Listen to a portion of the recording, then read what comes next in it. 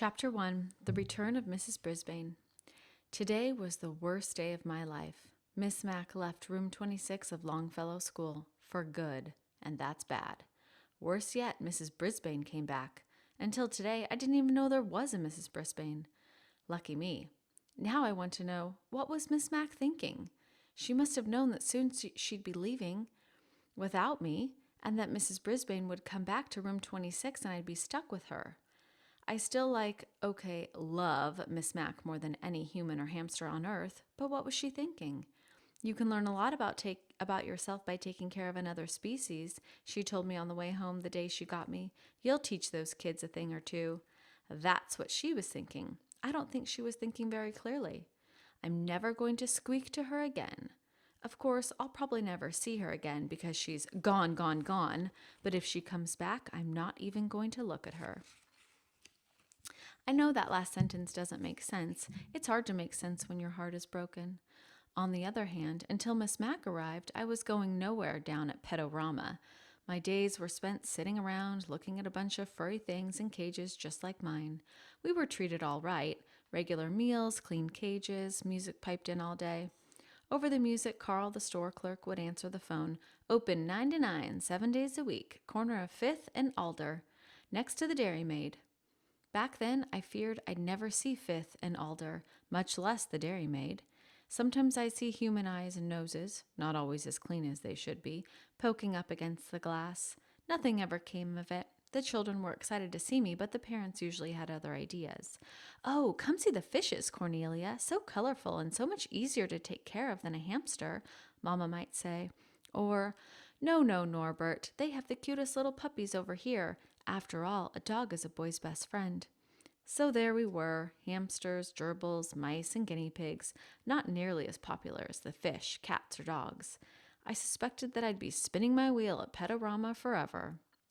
But once Miss Mack carried me out the door a short 6 weeks ago, my life changed fast, fast, fast. I saw 5th. I saw Alder. I saw the Dairy Maid with a statue of a cow in an apron outside. I was dozing when she first came to Pedorama, as I do during the day because hamsters are more active at night. "Hello," a warm voice awakened me. When I opened my eyes, I saw a mass of bouncy black curls, a big, happy smile, huge dark eyes. She smelled of apples. It was love at first sight. "Aren't you the bright-eyed one?" she asked. Might I return the compliment?" I replied. Of course it came out squeak, squeak, squeak, as usual. Miss Mack opened up her purse with a big pink and blue flowers on it. "I'll take him," she told Carl. "He's obviously the most intelligent and handsome hamster you have." Carl grunted. Then Miss Mack picked out a respectable cage. Okay, not the 3-story pagoda I'd had my eye on, but a nice cage. And soon, amid squeals of encouragement from my friends in the small pet department, from the teeniest white mouse to the lumbering chinchilla, I left Pedorama with high hopes. We sped down the street in Miss Mack's bright yellow car. She called it a bug, but I could see it was really a car. She carried my cage up the stairs to her apartment. We ate apples. We watched TV. She let me run around outside my cage. She gave me my very own name, Humphrey. And she told me all about room 26, where we were going the next morning. "And since you are an intelligent hamster who is going to school, I have a present for you, Humphrey," she said. Then she gave me a tiny little notebook and a tiny little pencil. "I got these for you at the doll shop," she explained. She tucked them behind my mirror where no one could see them except me. "Of course, it might be a while before you learn to read and write," she continued, "but you're smart, and I know you'll catch on fast." Little did she know I could already make out some words from my long, boring days at Pedorama. Words like chew toys, kibble, pooper scoopers. Remember, a hamster is grown up at about 5 weeks old. So if I could learn all the skills I need for life in 5 weeks, how long could it possibly take to learn to read? I'll tell you. A week. Yep, in a week I could read and even write a little with my tiny pencil. In addition to schoolwork, I learned quite a bit about the other students in room 26, like lower your voice, AJ, and speak up, Saya, and wait for the bell, Garth, and Golden Miranda. Even though I found out her name is really Miranda Golden, I thought of her as Golden Miranda because of her long blonde hair. After all, I am a golden hamster. Yes, life in room 26 suited me well during the day. My cage had all the comforts a hamster could ask for. I had bars on the window to protect me from my enemies. I had a little sleeping house in one corner where no one could see or bother me. There was my wheel to spin on, of course, and a lovely pile of nesting material. My mirror came in handy to check on my grooming and to hide my notebook. In one corner, I kept my food. The opposite corner was my bathroom area because hamsters like to keep their poo away from their food. Who doesn't? All my needs were taken care of in one convenient cage. At night, I went home from school with Miss Mac, and we watched TV or listened to music. Sometimes Miss Mac played her bongo drums. She made a tunnel on the floor so I could race and wiggle to my hamster heart's content. Oh, the memories of those 6 weeks with Morgan McNamara. That's her real name, but she told her students to call her Miss Mac. That's how nice she is, or was. On the weekends, Miss Mac and I had all kinds of adventures. She put me in her shirt pocket right over her heart and took me with her to the laundry room. She had friends over and they laughed and made a fuss over me. She even took me for a bike ride once. I can still feel the wind in my fur. I didn't have an inkling until this morning of the unsqueakable thing that she was about to do to me. On the way to work, she said, "Humphrey, I hate to tell you, but this is my last day in room 26, and I'm going to miss you more than you'll ever know." What was she saying? I hung on to my wheel for dear life. You see, it's really Mrs. Brisbane's class. But just before school started, her husband was in an accident, so I took over the class. Today, she's coming back for good.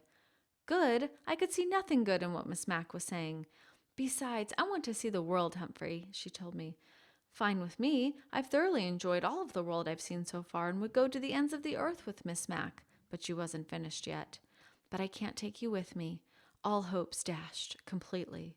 Besides, the kids need you to teach them responsibility. Mrs. Brisbane needs you too. Unfortunately, she didn't tell Mrs. Brisbane that. Mrs. Brisbane was already in room 26 when we arrived. She smiled at Miss Mac and shook her hand. Then she frowned at me and said, "Is that some kind of rodent?" Miss Mac gave her the speech about how much kids can learn from taking care of another species. Mrs. Brisbane looked horrified and said, "I can't stand rodents. Take it back." The it she was talking about was me. Miss Mac didn't bat an eyelash. She put my cage in its usual place next to the window and said the kids were very attached to me. She attached Dr. Harvey H. Hammer's Guide to the Care and Feeding of Hamsters to the cage, along with a chart to make sure I was fed and my cage was cleaned on time. "The children know what to do. You won't have to do a thing," Miss Mac said as Mrs. Brisbane glared at me.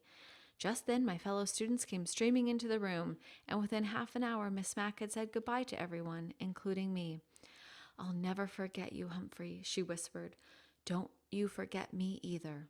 "Not likely, but I don't know if I can ever forgive you," I squeaked. And then she was gone, without me. Mrs. Brisbane didn't even come close to my cage until recess. Then she walked over and said, "Mister, you've got to go." But she doesn't know my secret. The latch on my cage door doesn't work. It never has. It's the lock that doesn't lock. So I've got news for Mrs. Brisbane. If I've got to go, it will be when and where I decide to go, not her. Meanwhile, I'm not turning my back on this woman, not for a second. If I ever disappear and someone finds this notebook, just check out Mrs. Brisbane, please. Tip 1. Choose your new hamster's home very carefully and make sure it is secure. Hamsters are skillful escape artists, and once out of their cages, they are very difficult to find. From Guide to the Care and Feeding of Hamsters, Dr. Harvey H. Hammer.